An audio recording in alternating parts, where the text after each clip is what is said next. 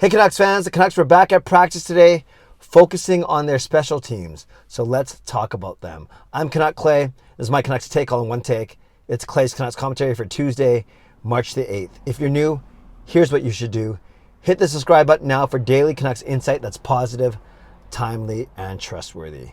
The Canucks open up a massive 7-game homestand tomorrow against the Montreal Canadiens. And ahead of this homestand, the Canucks didn't run any line rushes. At least they weren't reported on today. Tucker Poolman was back for a second straight practice. We'll see if he actually draws in. Not sure who he'd replace in the lineup. So that's one thing to watch tomorrow. And Jason Dickinson is still not practicing with the team. So the Canucks, with an extra day in between games, did work on their special teams today. So let's talk about the power play, let's talk about the penalty kill, and let's talk about the overall style of play that the Canucks are playing that leads to power play and penalty kill. So power play first.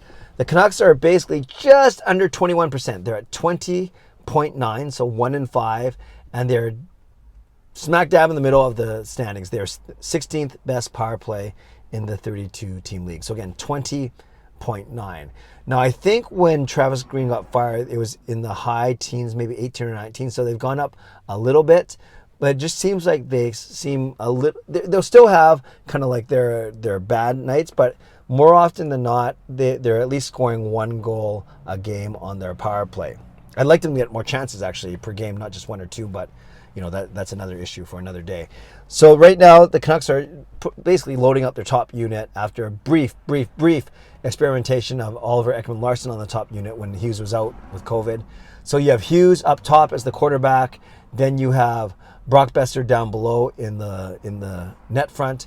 And then across the middle, you have Miller on the left flank, Horvat in the bumper, and Pettersson on the right flank. Now, when the Canucks power play was struggling, I think what was happening was 2 things or 3 things.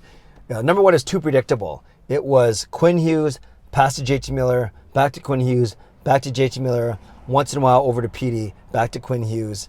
And it was very, very predictable. They rarely used Horvat in the bumper and Besser at the net front. So that was number 1. It was too predictable. Number 2, Petey simply wasn't shooting enough. And so even when he did get the puck, they didn't really have to worry about him because they knew he wasn't going to tee it up. And number 3, for better for worse, it ran through JT Miller. And when he had his good games, it was good. When he had his bad games, it wasn't good. And so it kind of goes along with my too predictable. I just think, so maybe it was really only 2 points. It's too predictable. They didn't use the middle and the bumper enough. And so predictable, stagnant, easy to defend or whatever. And PD wasn't shooting enough one-timers. Well, by contrast, in the last month or so, they've changed that. They've made it less predictable. They've used Horvat in the bumper. They've gone down to Besser at the net front. They've even moved guys around where Miller's been at the net front a couple times and Besser's been on. Yeah, Miller and Besser basically switched places a couple times. Petey is shooting and scoring, so that opens up so much, whether he's scoring, of course, whether he's making a guy block a shot and get hurt, or even if he's at least drawing guys over before he shoots, whether it's on net, rebound, missing the net. Now you at least created some movements. You've created some gaps among the defenders. So that's been good. PD's been shooting more, and the power play's been less predictable overall, especially when you change up positions once in a while. It's harder to scout. They still have their trouble getting in the zone once in a while, but overall, not bad at all. Then the second unit, this is what I want to talk about a little bit. Tonight they wrote out Chason in front of the net, OEL up top, and then you had Garland on the left flank.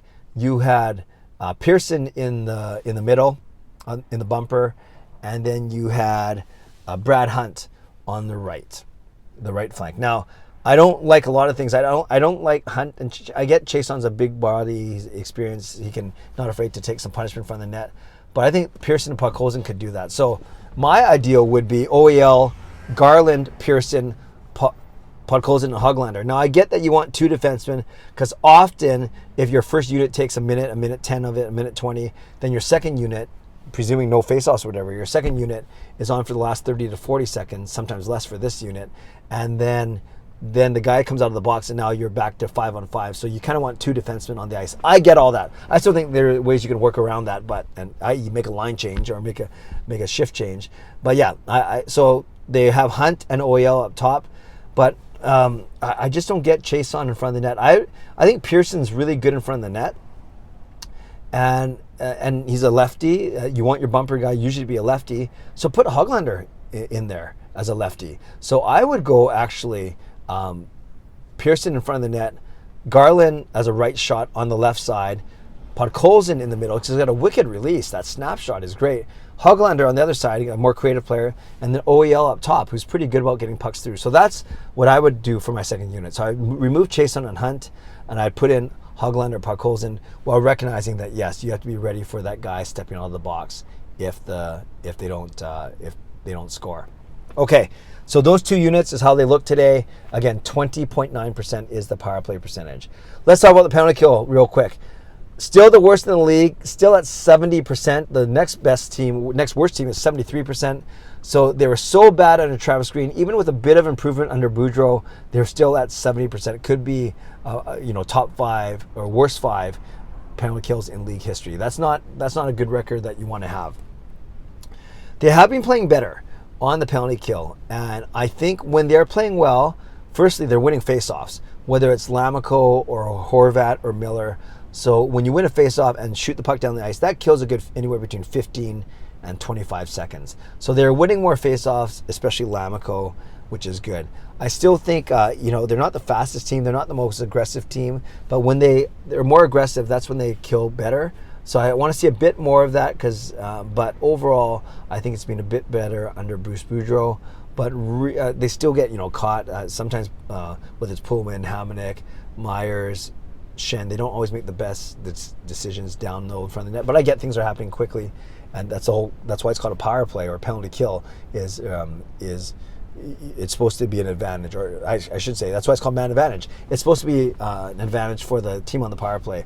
So I get you're not supposed to kill off all of them, but I'd like for the Canucks to kill off more than 7 out of 10. So a slight improvement over the last little bit, but not amazing by any stretch of the imagination. So I talked about the power play, I talked about the penalty kill. Really, what it comes down to is how the Canucks play at even strength. Because when they are moving their feet on offense, when we're playing fast, then they are drawing penalties. They're making the other team take penalties. And in a similar fashion, if they're moving their feet on defense, then they're taking less hooking penalties, fewer holding penalties, slashing, tripping, all those things. And Bruce Boudreau has even said 2 keys that he noticed when the Canucks win. It's because they hold their opponent. They hold their opponent to 2 power plays or fewer. And then they also let in 2 goals or fewer. So both make sense. But when it comes to special teams, the more that you can stay out of the box, the better chance you give your team to win. So Canucks fans, tell me what your thoughts about the power play are. Tell me about your penalty kill. And maybe down below you can talk about what's your ideal second unit. I don't think anyone's touching the first unit with Besser, Miller, Pettersson, Horvat, and Hughes. But what's your second unit? I would love it to be OEL, and then Pearson, and then Garland, Podkolzin, Hoglander, instead of Chason and Hunt for Podkolzin and Hoglander. So let me know your ideal units. Don't have to break down your penalty kill units because those are unpredictable depending on what's happening during the game. But I would love to know your thoughts on the Canucks special teams. Tomorrow, I'll do a quick preview of the 7-game road trip, and especially hosting the Habs. Can't go to that game, but I am going to the Washington game on Friday night and the Tampa game on Sunday for my lovely wife Gail's birthday. And speaking of which, to all of my female viewers out there, female subscribers and members, thank you and happy International Women's Day. Okay, friends. So, I almost did the outro too quickly. Make sure that you. I want to give a shout out to my sponsors first. Perform and Transform. Personal training and weight loss. Sign up now for a free 7-day trial. Use the link in my video descriptions. And Advanced City Experts Real Estate Group. Contact Jason Lim and his team for all of your real estate needs. Thank you to legendary Lucas Gates, legendary Justin Credible, legendary Andrew Chang, hero member nucksfan number 29, Hall of Fame members Jens 95, simalexander, Chris Seifert, Adam Broomfield, Shannon Hollingworth, HSM Fangirl Gaming, Smooth Groove, and Carol Bovelander. Thank you for your support as always, and thanks to the support of all members of all levels. You are listed in my video descriptions. If you want to become a member of the CCC Crew, press the join button underneath this or my videos on the memberships tab on my YouTube channel. Subscribe if you'd like to, like this video if you'd like to, become a member, upgrade if you'd like to, leave a comment down below if you'd like to. Tell me your thoughts on the Canucks special teams play of late. I'm off to go bowling tonight. Hope to have a good report for you in the morning, but we will see what happens. We're playing against another tough team. Stay safe, stay healthy, take care of yourselves and take care of each other. Have a great night. God bless, and go Canucks go.